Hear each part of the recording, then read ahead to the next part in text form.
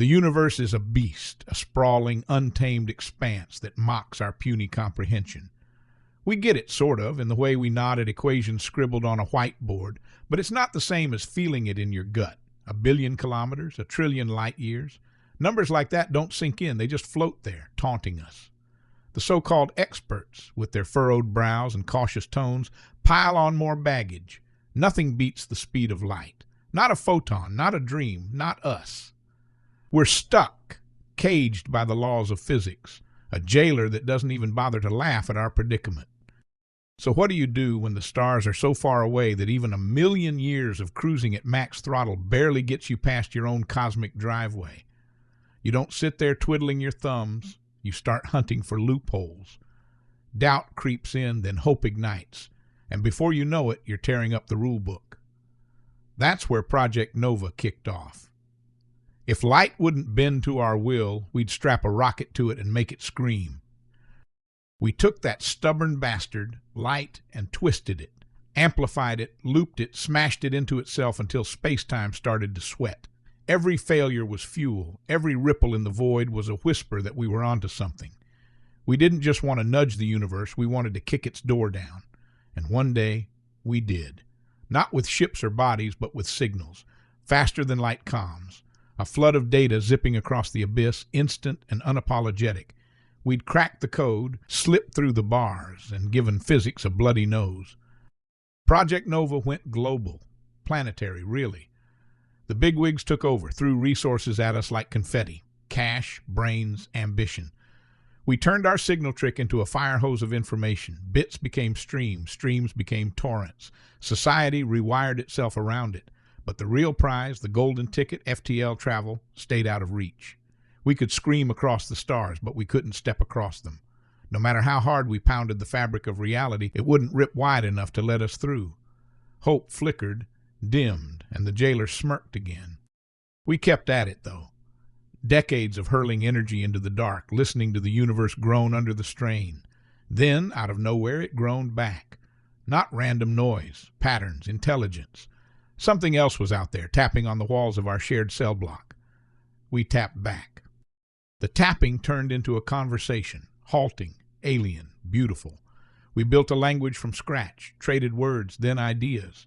They called themselves the Centauri, from a galaxy they named the Spiral Veil, a shimmering mess of stars beyond our wildest maps. Like us, they'd wrestled light into submission for messages, but couldn't crack the travel barrier. Two species, galaxies apart, stuck in the same trap, passing notes under the warden's nose.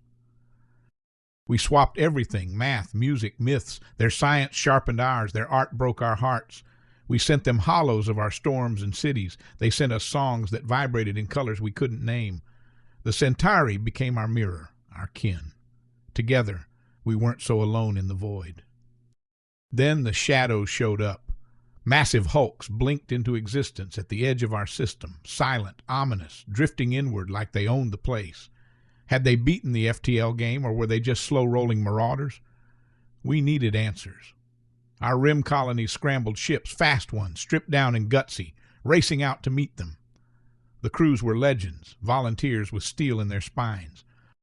We blasted greetings in every frequency we knew, lessons from the Centauri echoing in our playbook.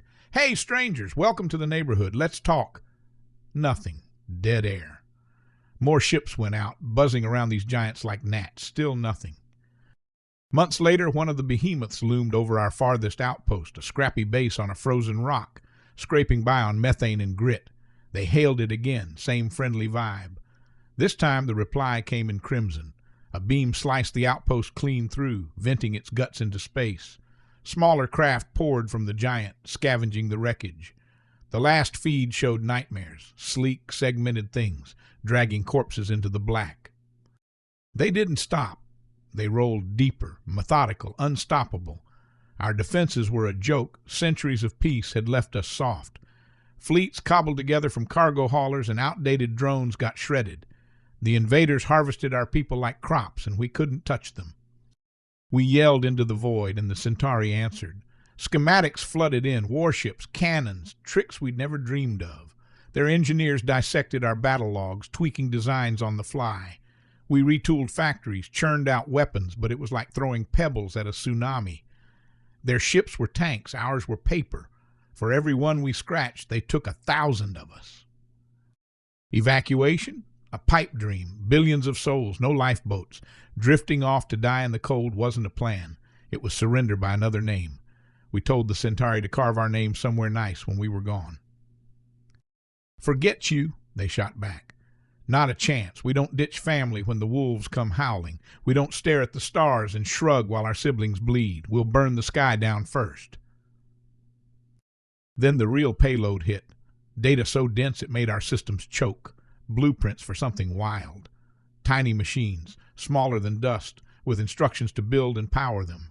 We threw everything at it, racing the clock as the enemy crept closer. No one slept. We prayed they'd keep their lazy pace.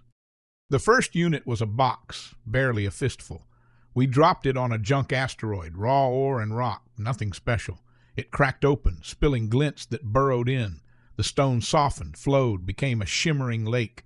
Something clawed its way out, a frame, sharp and skeletal, wrapped in liquid steel. It stood, a hulking thing, and another started forming behind it. The first one froze, cooking off heat like a forge. Then a signal spiked, FTL aimed at the spiral veil. Data roared through for an hour, then cut off. Lights flared along its body. It flexed, smooth and lethal now, stalking toward our watch post with a predator's gait. A voice crackled out. "Name's Commander Zarakady, Centauri Armada Strike Wing. We're here to even the odds." Behind her, an army was birthing itself, soldiers, walkers, ships, all rising from the silver tide, eating the asteroid. The Centauri had done the impossible, digitized their minds, fired them across the cosmos, and rebuilt them here in war machines. No flesh, no going back, just pure will forged into metal. They'd given up their bodies for us, risked everything on a gamble that we'd hold the line together. That's what family does, stands when the dark comes calling. Now they're with us, blades out, guns hot. The old certainty of doom's got a crack in it, and hope's pouring through, bright and fast. With the Centauri at our backs, we're not just surviving, we're fighting, and I'd bet my last breath we'll win.